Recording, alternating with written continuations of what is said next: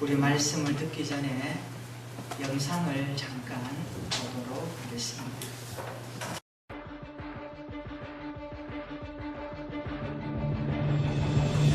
민주주의 통치체제의 근간을 바꾸는 작업, 개헌. 그 결과에 따라 우리 일상의 모든 것이 바뀌게 됩니다.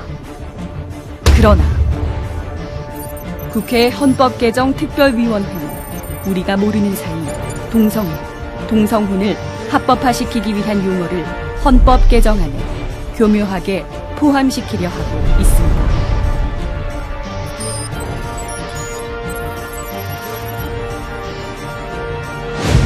헌법 제36조 1항 혼인과 가족 생활은 개인의 존엄과 양성의 평등을 기초로 성립되고 유지되어야 하며 국가는 이를 보장한다.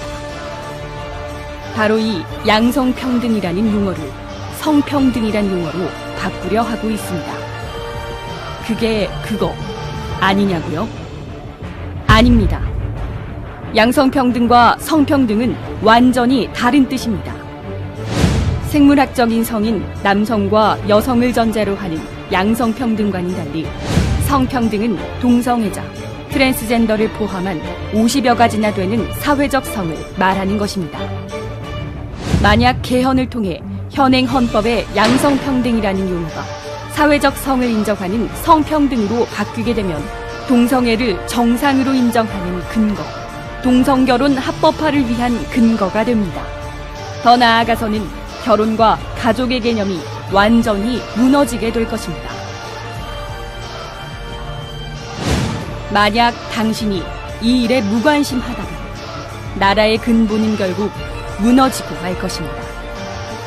가정을 지키기 위해, 나라를 지키기 위해, 헌법 개정이 올바른 방향으로 이루어지기 위해 당신의 힘이 필요합니다. 여러분의 힘을 하나로 모아주십시오.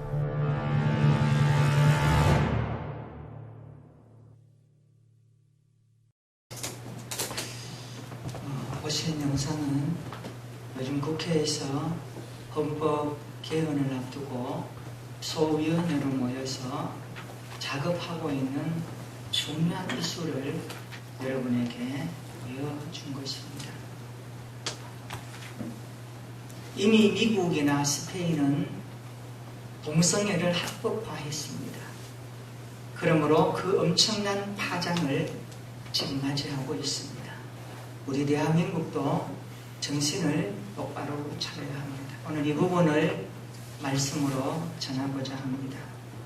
성경을 보면 바울이 살았던 로마 시대에도 정말 오늘 어처구니 없는 일들을 소개하고 있습니다. 우리 읽었던 로마서 1장 26절로 27절 다시 한 목소리로 읽어보겠습니다. 시작.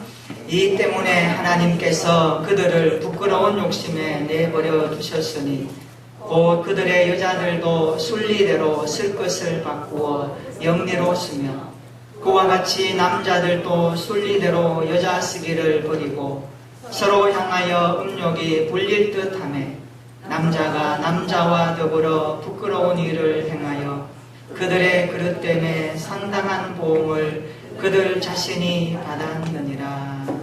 아멘. 오늘 본문을 읽어보면 차마 입에 담기조차 불편한 단어가 나옵니다. 요약하면 바울 시대의 동성애 문제를 바울이 건드리고 있습니다. 오늘 로마서 1장 26절로 27절은 동성애를 말하는 겁니다. 인간이 하나님을 떠나서 하지 말아야 할 것 중에 가장 먼저 나오는 문제가 성적 타락입니다.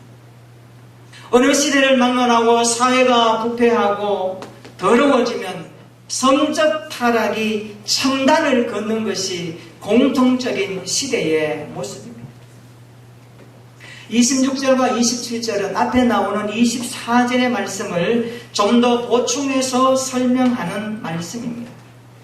하나님께서 그들의 마음의 정욕대로 더러움에 내버려 두사 그들의 몸을 서로 욕되게 하셨습니다. 24절에 욕되게 하셨다라는 이 말과 26절에 부끄러움이라는 말은 동등한 단어로 쓰여졌습니다. 부끄러움의 정욕에 던져진 인간은 자연히 성에 관한 창조 질서를 깨뜨리는 방식으로 살게 되었습니다. 하나님은 사람을 창조하실 때 남자와 여자로 창조하셨습니다. 결혼은 한 남자와 한 여자의 만남입니다. 한 남성과 한 여성의 결합이 결혼입니다. 그런데 오늘 시대는 이 원리를, 이 법칙을 깨뜨리려고 합니다. 여러분 주보 한번 해볼까요? 오늘 주보는 여러분이 꼭 보시고 읽어보셔야 됩니다. 그리고 주위의 사람들에게 알려주셔야 합니다. 제가 제목을 이렇게 붙였습니다. 양성평등 문구는 반드시 지켜져야 한다. 영상도 보았지만 현행헌법 제36조 1항에 보면 혼인과 가족생활은 개인의 존엄과 양성의 평등을 기초로 성립되고 유지되어야 하며 국가는 이를 보장한다라고 말합니다. 그런데 양성평등을 성평등으로 문구를 바꾸려고 하는 움직임이 국회에 일어나고 있습니다. 이것이 되어져 버리면 동성 결혼을 합법화 되어버리고 사회적으로 심각한 문제가 나타나게 됩니다. 여러분, 양성평등이 성평등으로 대체될 때의 문제점이 그림으로 나와 있습니다. 왼쪽에 보시면 하나님은 남성과 여성을 만드셨습니다. 하나님이 만드신 사람, 남성과 여성. 그런데 여러분, 양성평등은 생물학적 성을 기반으로 하고 있습니다. 그래서 생물학적인 이 성은 사람이 태어날 때부터 신체적으로, 유전학적으로 주어진 상태로 나옵니다. 아무도 바꿀 수 없습니다. 그런데 오른쪽에 보십시오. 양성평등을 헌법의 성평등으로 바꾸어버리면 어떻게 되느냐? 사회적인 성이라는 것이 존재해버리고 50가지 이상이나 되는 성의 개념이 파괴되어버립니다. 그래서 생물학적 성이 사회학적 성으로 바꾸어져 버리면 남성, 여성, 양성, 간성, 무성 등 50개 이상의 성으로 구성되어져서 자신이 성을 맞춤 형식으로 선택하는 일들이 나타나게 됩니다.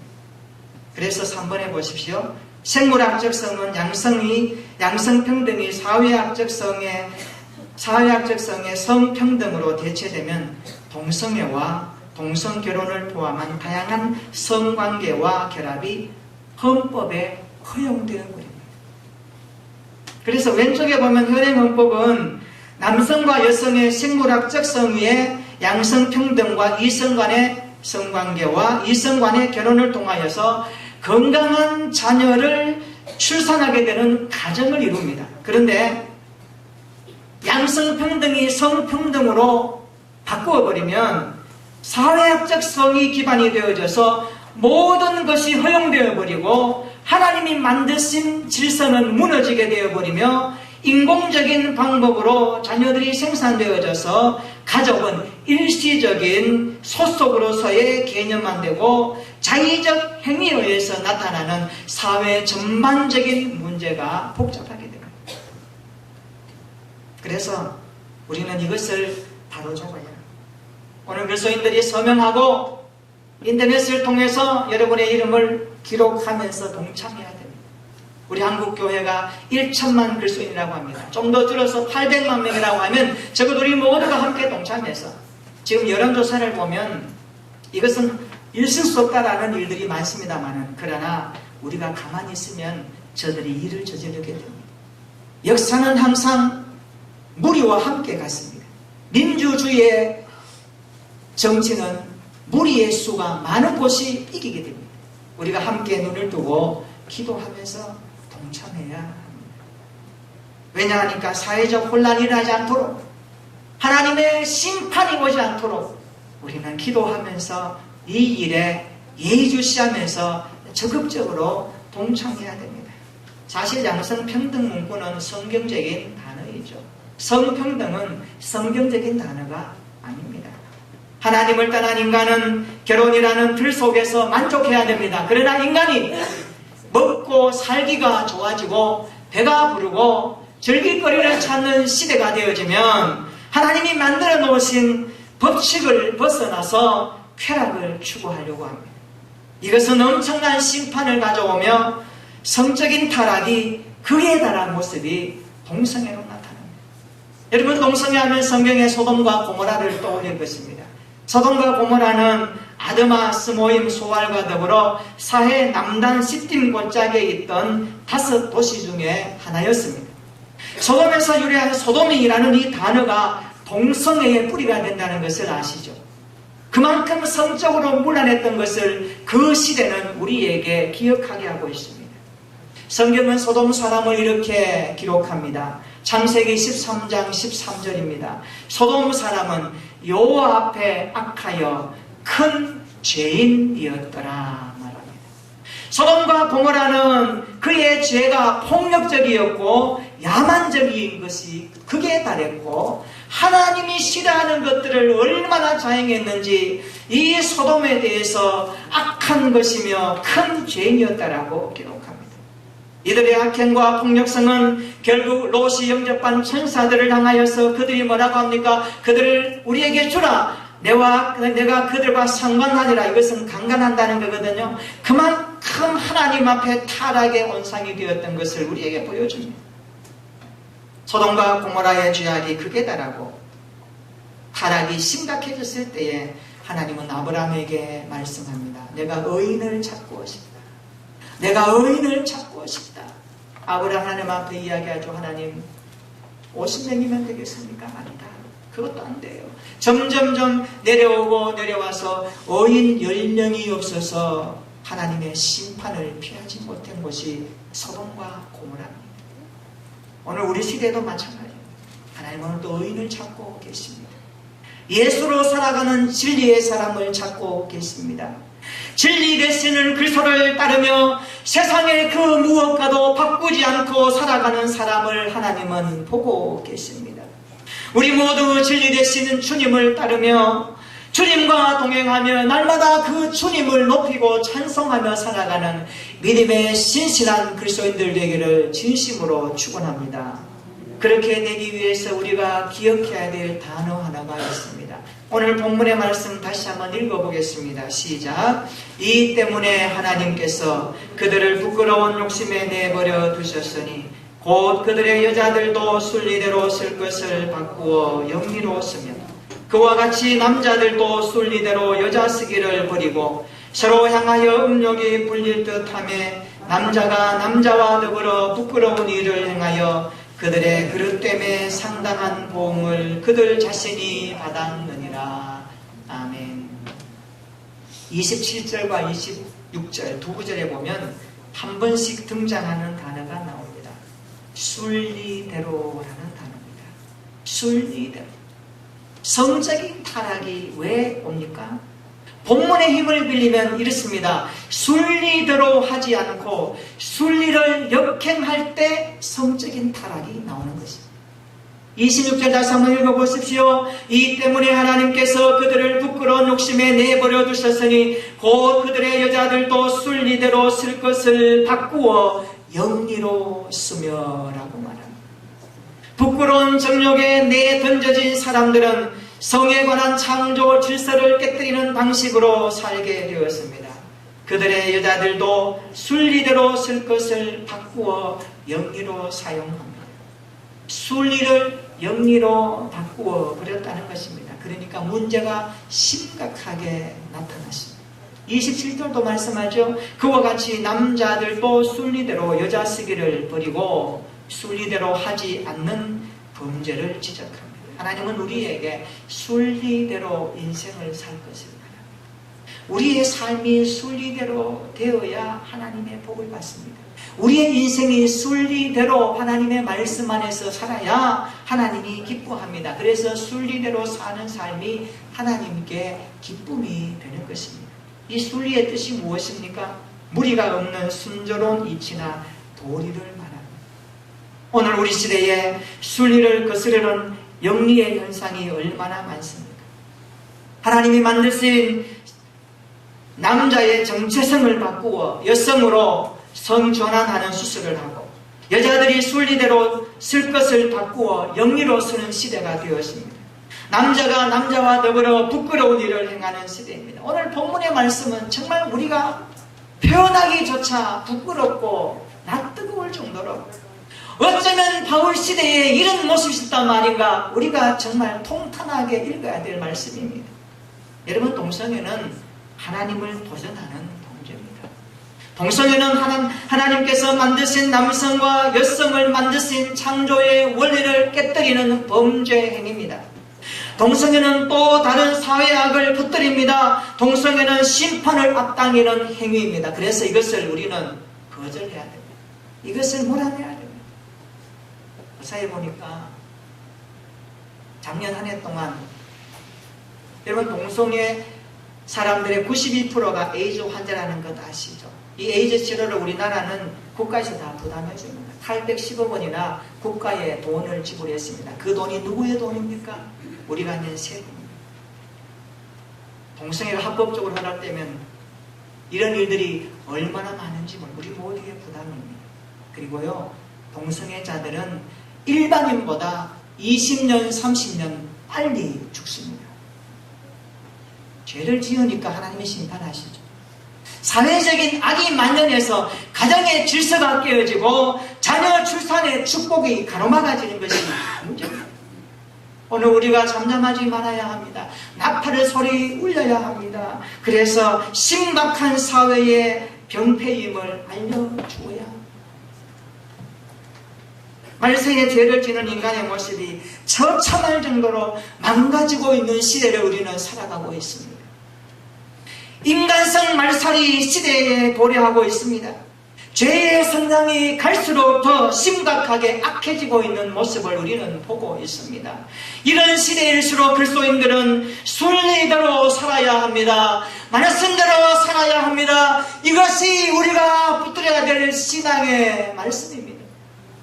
시대에 편승하지 말고 순리대로 신앙생활하는 우리 모두가 되기를 바랍니다. 이것이 성도의 마땅한 본분입니다. 생명을 걸고서라도 우리는 이것을 지켜야 됩니다. 저는 우리 교회 모든 성도들이 하나님의 말씀대로 순리대로 믿음 생활할 수 있기를 축원합니다.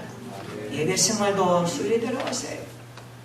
주의 날을 기억하며 거룩하게 지키세요. 기도도 순리대로 하세요. 바쁘다고 기도를 뒷전으로 미루지 말고 매일 매 순간 주님을 찾으세요. 매일 주님을 의지하세요. 그것이 순리대로 하는 기도 생활입니다. 교회가 함께 모여서 기도하자라는 그 모임에 여러분 다 뒤로 하고 나오세요. 나와서 기도해야 그것이 하나님 앞에 순리대로 사는 믿음 생활입니다. 봉사와 섬김의 모습도 순리대로 하세요. 구원의 감격을 가졌다면 자원함으로 봉사하세요. 억지로 떠밀려서 할 수 없이 하지 말고 기쁨과 고백으로 하세요. 그것이 순리대로 섬기는 믿음의 자세입니다. 교회는 순리대로 할 때에 은혜가 됩니다. 거스르지 말고 순리대로 할 수 있기를 축원합니다. 영리로 하지 말고 순리대로 믿음 생활할 수 있기를 축원합니다. 순리대로 믿음 생활하려면 어떻게 해야 될까요? 오늘 저는 세 가지의 말씀을 던지려고 합니다. 꼭 기억하시기를 바랍니다. 우리가 순리대로 믿음 생활하려면 첫 번째는요, 하나님의 말씀을 엄하게 받을 줄 알아야 합니다. 따라서 합시다. 하나님의 말씀을 엄하게 받읍시다. 하나님의 말씀을 가볍게 받지 마세요. 하나님의 말씀을 무겁게 받으세요. 내 온 인격을 다하여 그 말씀을 대하세요. 하나님의 말씀은 우리 인생의 나침반입니다. 우리 인생의 생사화복을 주장하는 전능자신 하나님의 말씀입니다. 우리가 걸어가는 길에 등불이 됩니다. 우리가 가는 길에 빛이 됩니다. 병들 때 치료해 주시고 약할 때 강하게 만드시며 상처를 사며 회복하시는 것이 하나님의 말씀입니다. 여러분, 이 말씀을 무겁게 받을 수 있기를 축원합니다. 오늘 예배 드리면서 나에게 주시는 하나님의 말씀을 무겁게 받으면서 이 성전문을 나가시기를 바랍니다. 말씀을 엄하게 받고 진지하게 받을 때에 그 말씀이 내 인격 속에 자리 잡게 되는 것입니다. 말씀을 흐트러 두지 말고 기억하며 무겁게 진심으로 가슴으로 받는 저와 여러분들의 예배가 되기를 축원합니다. 두 번째로 받은 말씀을 철저하게 순종하십시오. 따라서 합시다. 받은 말씀을 철저하게 순종하자. 좌우에 있는 분들에게 말해주세요. 받은 말씀을 순종합시다. 시작. 믿음은요, 순종할 때 자랍니다. 순종이 제사보다 낫다고 그랬습니다. 순종하는 곳에 기적이 일어납니다. 기독교 신앙은 순종을 요구합니다. 우리는 순종하려고 할 때에 환경을 살핍니다. 사람을 살핍니다. 그래서 내가 순종할 수 있는 여건이 되면은 순종합니다. 그러고 나서 말합니다. 주님, 내가 순종했습니다. 축복해 주세요. 아니요. 기독교 신앙은 그런 순종을 말하지 않습니다. 하나님이 성경에서 말씀하는 순종이 무엇일까요? 성경적인 순종은 불가능의 환경에서도 순종하는 것입니다. 불가능한 상황 속에서도 순종하는 것이 기독교 믿음을 가진 자의 순종입니다. 순종할 수 없는 상황이 있습니까? 그 자리에서 순종하는 것이 믿음입니다. 따라서 합시다. 불가능의 환경에서 순종하는 것이 참된 믿음입니다. 여러분, 음하게 받은 말씀을 철저하게 순종하는 것이 믿음 생활입니다. 우리가 말씀을 진지하게 받았다면, 말씀 앞에서 아멘 했다면 이제 순종해야 되지 않겠습니까? 많은 사람들이 말씀을 아멘으로 받기는 하는데 그 말씀을 생활 가운데 순종하는 일이 너무 약해요. 머리로는 압니다. 가슴으로는 느낍니다. 그래도 은혜는 받았다라고 말은 합니다.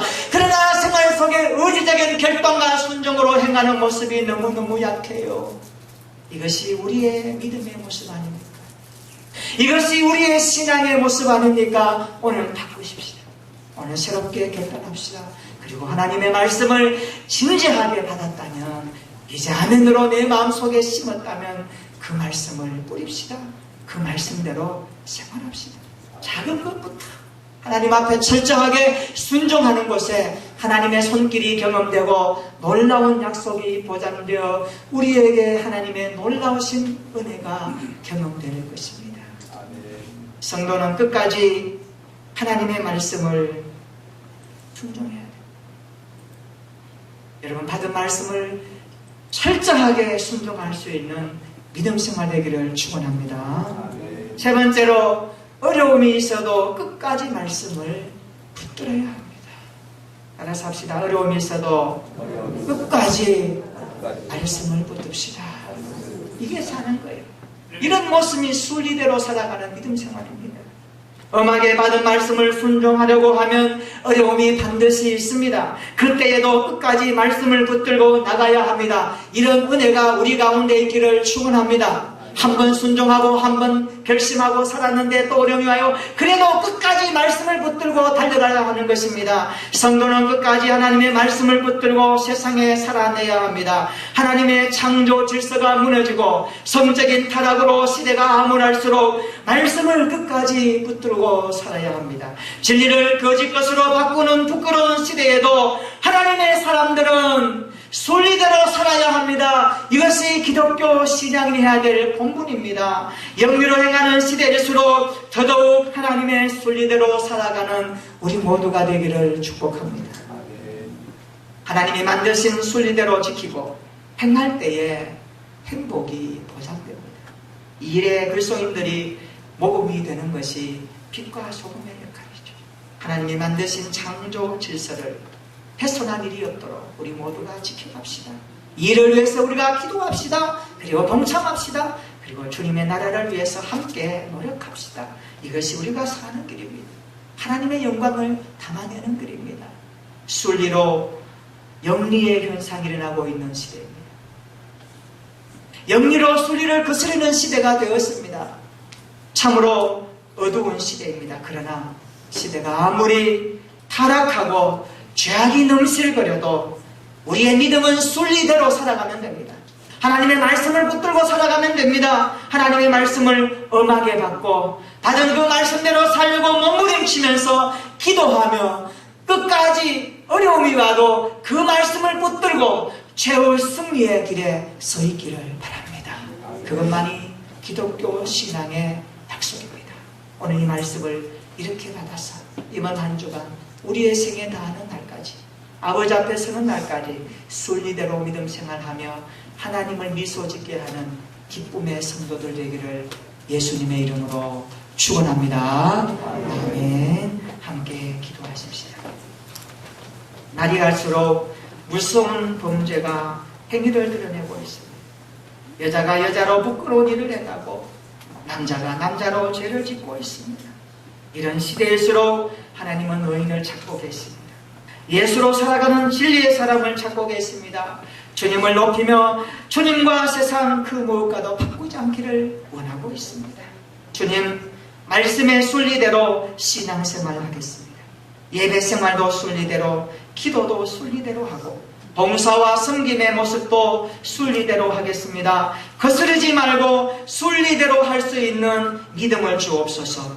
영리로 하지 말고 순리대로 믿음 생활하게 하옵소서. 하나님의 말씀을 음하게 받아들입니다. 받은 말씀을 철저하게 순종하는 힘을 주옵소서. 어려움이 있어도 끝까지 말씀을 붙들겠습니다. 성령이 나를 붙잡아 주시고 강권하여 주시고 이 시대 가운데 하나님의 자녀의 본분을 감당할 수 있는 우리의 인생이 되도록 여호와여 함께해 주시옵소서. 우리 기도하겠습니다. 전능하신 하나님,